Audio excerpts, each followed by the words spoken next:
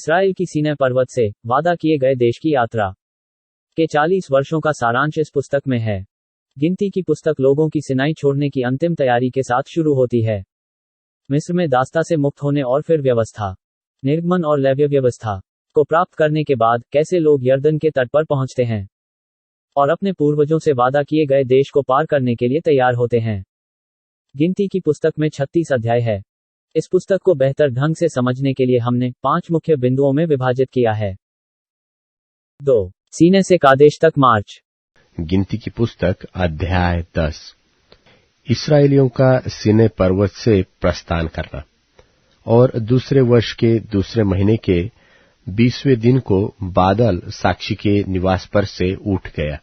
तब इस्राएली सीनै के जंगल में से निकलकर प्रस्थान करके निकले और बादल पारान नाम जंगल में ठहर गया। उनका प्रस्थान यहोवा की उस आज्ञा के अनुसार जो उसने मूसा को दी थी आरंभ हुआ था। और सबसे पहले तो यहूदियों की छावनी के झंडे का प्रस्थान हुआ और वे दल बांधकर चले। और उन सबका सेनापति अम्मीनादाब का पुत्र नहशोन था। और इस्साकारियों के गोत्र का सेनापति सुआर का पुत्र नतनेल था। और जुबलूनियों के गोत्र का सेनापति हेलोन का पुत्र एलियाब था। तब निवास उतारा गया और गेर्शोनियों और मरारियों ने जो निवास को उठाते थे प्रस्थान किया। फिर रूबेन की छावनी झंडे का कूच हुआ और वे भी दल बनाकर चले। और उनका सेनापति शदेऊर का पुत्र एलीशूर था। और शिमोनियों के गोत्र का सेनापति सूरीशद्दै का पुत्र शलूमीएल था। और गादियों के गोत्र का सेनापति दुएल का पुत्र एल्यासाप था। तब कहातियों ने पवित्र वस्तुओं को उठाए हुए प्रस्थान किया और उनके पहुंचने तक गेर्शोनियों और मरारियों ने निवास को खड़ा किया। फिर एप्रीमियों की छावनी के झंडे का कूच हुआ और वे भी दल बनाकर चले। और उनका सेनापति अम्मीहूद का पुत्र एलीशामा था। और मनश्शेइयों के गोत्र का सेनापति पदासूर का पुत्र गमलीएल था। और बिन्यामीनियों के गोत्र का सेनापति गिदोनी का पुत्र अबीदान था। और फिर दानियों की छावनी जो सब छावनियों के पीछे थी उसके झंडे का प्रस्थान हुआ और वे भी दल बनाकर चले। और उनका सेनापति अम्मीशद्दै का पुत्र अखीआजर था। और आशेरियों के गोत्र का सेनापति ओक्रान का पुत्र एजिपएल था। और नप्तालियों के गोत्र का सेनापति एनान का पुत्र अहीरा था। इस्राएली इसी प्रकार अपने अपने दलों के अनुसार प्रस्थान करते और आगे बढ़ा करते थे। और मूसा ने अपने ससुर रूएल मिद्यानी के पुत्र होबाब से कहा, हम लोग उस स्थान की यात्रा करते हैं जिसके विषय में यहोवा ने कहा है कि मैं उसे तुझको दूंगा। सो तू भी हमारे संग चल और हम तेरी भलाई करेंगे, क्योंकि यहोवा ने इस्राएल के विषय में भला ही कहा है। होबाब ने उसे उत्तर दिया कि मैं नहीं जाऊंगा, मैं अपने देश और कुटुंबियों में लौट जाऊंगा। फिर मूसा ने कहा, हमको न छोड़, क्योंकि हमें जंगल में कहां-कहां डेरा खड़ा करना चाहिए यह तुझे ही मालूम है। तू हमारे लिए आंखों का काम देना, और यदि तू हमारे संग चले तो निश्चय जो भलाई यहोवा हमसे करेगा उसी के अनुसार हम भी तुझसे वैसा ही करेंगे। फिर इस्राएलियों ने यहोवा के पर्वत से प्रस्थान करके 3 दिन की यात्रा की। और उन 3 दिनों के मार्ग में यहोवा की वाचा का संदूक उनके लिए विश्राम का स्थान ढूंढता हुआ उनके आगे आगे चलता रहा। और जब वे छावनी के स्थान से प्रस्थान करते थे तब दिन भर यहोवा का बादल उनके ऊपर छाया रहता था। और जब जब संदूक का प्रस्थान होता था तब तब मूसा यह कहा करता कि हे यहोवा, उठ और तेरे शत्रु तीतर बीतर हो जाए और तेरे बैरी तेरे सामने से भाग जाए। और जब जब वह ठहर जाता था तब तब मूसा कहा करता था कि हे यहोवा, हजारों हजार इस्राएलियों में लौटकर आ जा। गिनती की पुस्तक अध्याय 11। इस्राएलियों का कुड़कुड़ाना और इसका दंड भोगना। फिर वे लोग बुड़बुड़ाने और यहोवा के सुनते बुरा कहने लगे। निदान यहोवा ने सुना और उसका कोप भड़क उठा और यहोवा की आग उनके मध्य में जल उठी और छावनी के एक किनारे से भस्म करने लगी। तब लोग मूसा के पास आकर चिल्लाए और मूसा ने यहोवा से प्रार्थना की। तब वह आग बूझ गई और उस स्थान का नाम तबेरा पड़ा, क्योंकि यहोवा की आग उनमें जल उठी थी। फिर जो मिलीजुली भीड़ उनके साथ थी वह कामुकता करने लगी और इस्राएली भी फिर रोने और कहने लगे कि हमें मांस खाने को कौन देगा। हमें वे मछलियां स्मरण है जो हम मिस्र में सेंतमेंत खाया करते थे, और वे खीरे और खरबूजे और गंदने और प्याज और लहसुन भी। परंतु अब हमारा जी घबरा गया है। यहाँ पर इस मन्ना को छोड़ और कुछ भी देख नहीं पड़ता। मन्ना तो धनिये के समान था और उसका रंग रूप मोती का सा था। लोग इधर उधर जाकर उसे बटोरते और चक्की में पीसते व ओखली में कूटते थे, फिर तसले में पकाते और उसके फुलके बनाते थे, और उनका स्वाद तेल में बने हुए पुए का सा था।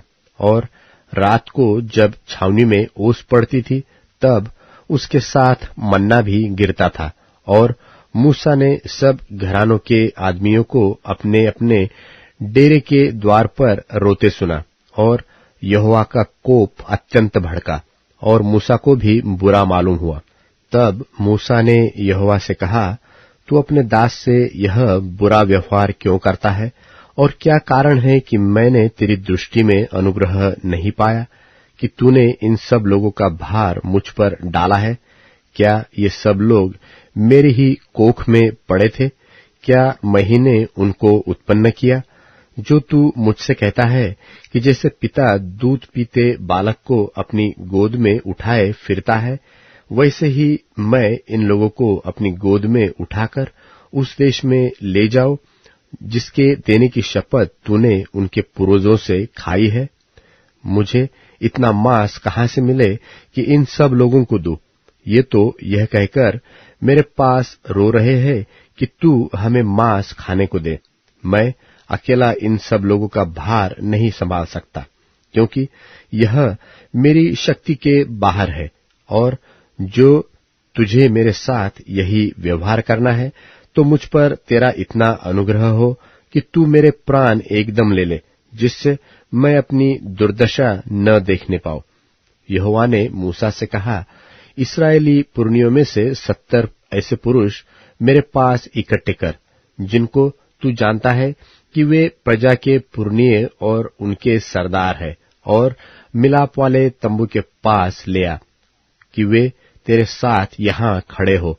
तब मैं उतरकर तुझसे वहां बातें करूंगा, और जो आत्मा तुझ में है उसमें से कुछ लेकर उनमें समाऊंगा, और वे इन लोगों का भार तेरे संग उठाए रहेंगे, और तुझे उसको अकेले उठाना न पड़ेगा। और लोगों से कह, कल के लिए अपने आप को पवित्र करो, तब तुम्हें मांस खाने को मिलेगा, क्योंकि तुम यहोवा के सुनते हुए यह कहकर रो रहे हो कि हम मांस खाने को कौन देगा, हमें मांस खाने को कौन देगा, हम मिस्र ही में भले थे। सो यहोवा तुमको मांस खाने को देगा और तुम खाना। फिर तुम 1 दिन व 2 दिन व 5 व 10 व 20 दिन ही नहीं, परंतु महीने भर उसे खाते रहोगे, जब तक वह तुम्हारे नथनों से निकलने न लगे और तुमको उससे घृणा न हो जाए, क्योंकि तुम लोगों ने यहोवा को जो तुम्हारे मध्य में है तुच्छ जाना है, और उसके सामने यह कहकर रोए हो कि हम मिस्र से क्यों निकल आए। फिर मूसा ने कहा, जिन लोगों के बीच में मैं हूं उनमें से 6 लाख 2 प्यादे ही है, और तूने कहा है कि मैं उन्हें इतना मांस दूंगा कि वे महीने भर उसे खाते ही रहेंगे।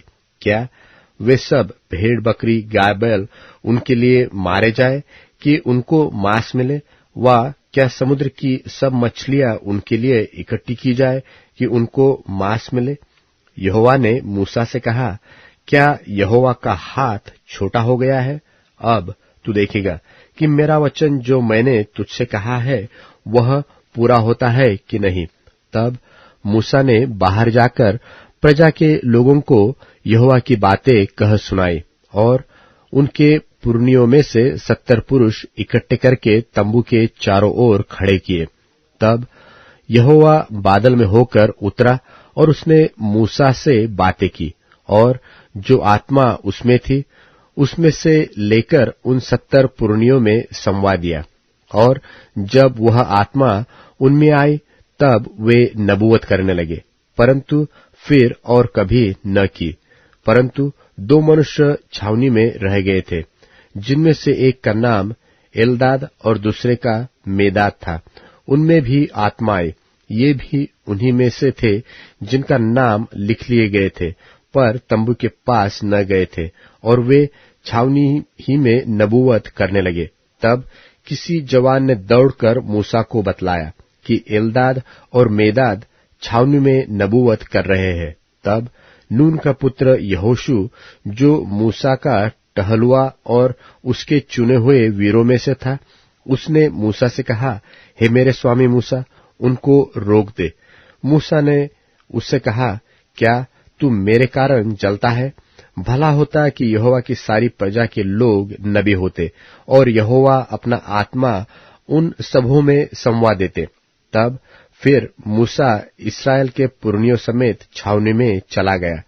तब यहोवा की ओर से एक बड़ी आंधी आई और वह समुद्र से बटेरे उड़ा के छावनी पर और उसके चारों ओर इतनी ले आए कि वे इधर उधर एक दिन के मार्ग तक भूमि पर 2 हाथ के लगभग ऊंचे तक छा गए। और लोगों ने उठकर उस दिन भर और रात भर और दूसरे दिन भी दिन भर बटोरों को बटोरते रहे। जिसने कम से कम बटोरा उसने 10 होमेर बटोरा, और उन्होंने उन्हें छावनी के चारों ओर फैला दिया। मांस उनके मुंह ही में था और वे उसे खाने न पाए थे कि यहोवा का कोप उन पर भड़क उठा, और उसने उनको बहुत बड़ी मार से मारा। और उस स्थान का नाम किब्रोत हत्तावा पड़ा, क्योंकि जिन लोगों ने कामुकता की थी उनको वहां मिट्टी दी गई। फिर इस्राएली किब्रोत हत्तावा से प्रस्थान करके हसेरोत में पहुंचे और वहीं रहे। गिनती की पुस्तक अध्याय 12। मूसा की श्रेष्ठता का प्रमाण। मूसा ने तो एक कुशी स्त्री के साथ ब्याह कर लिया था, सो मरियम और हारून उसकी उस ब्याहिता कुशी स्त्री के कारण उसकी निंदा करने लगे। उन्होंने कहा, क्या यहोवा ने केवल मूसा ही के साथ बातें की है? क्या उसने हमसे भी बातें नहीं की? उनकी यह बात यहोवा ने सुनी। मूसा तो पृथ्वी भर के रहने वाले सब मनुष्यों से बहुत अधिक नम्र स्वभाव का था। सो यहोवा ने एकाएक मूसा और हारून और मरियम से कहा, तुम तीनों मिलाप वाले तंबू के पास निकल आओ। तब वे तीनों निकल आए। तब यहोवा ने बादल के खंभे में उतरकर तंबू के द्वार पर खड़ा होकर हारून और मरियम को बुलाया। सो वे दोनों उसके पास निकल आए। तब यहोवा ने कहा, मेरी बातें सुनो। यदि तुम में कोई नबी हो तो उस पर मैं यहोवा दर्शन के द्वारा अपने आप को प्रकट करूंगा, वा स्वप्न में उससे बातें करूंगा। परंतु मेरा दास मूसा ऐसा नहीं। वह तो मेरे सब घरानों में विश्वास योग्य है। उससे मैं गुप्त रीति से नहीं, परंतु आमने सामने और प्रत्यक्ष होकर बातें करता हूं, और वह यहोवा का स्वरूप निहारने पाता है। सो तुम मेरे दास मूसा की निंदा करते हुए क्यों नहीं डरे?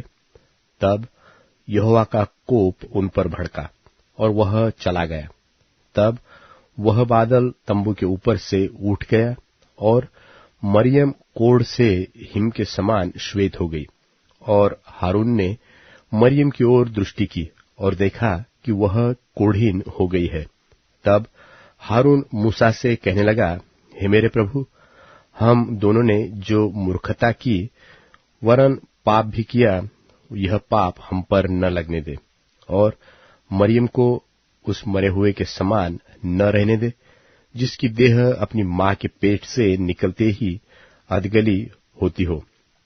सो मूसा ने यह कहकर यहोवा की दुहाई दी कि हे परमेश्वर, कृपा कर और उसको चंगा कर। यहोवा ने मूसा से कहा, यदि उसका पिता उसके मुंह पर थूका ही होता तो क्या 7 दिन तक वह लज्जित न रहती? सो वह 7 दिन तक छावनी से बाहर बंद रहे, उसके बाद वह फिर भीतर आने पाए। सो मरियम 7 दिन तक छावनी से बाहर बंद रही और जब तक मरियम फिर आने न पाई तब तक लोगों ने प्रस्थान न किया। उसके बाद उन्होंने हसेरोत से प्रस्थान करके पारान नाम जंगल में अपने डेरे खड़े किए।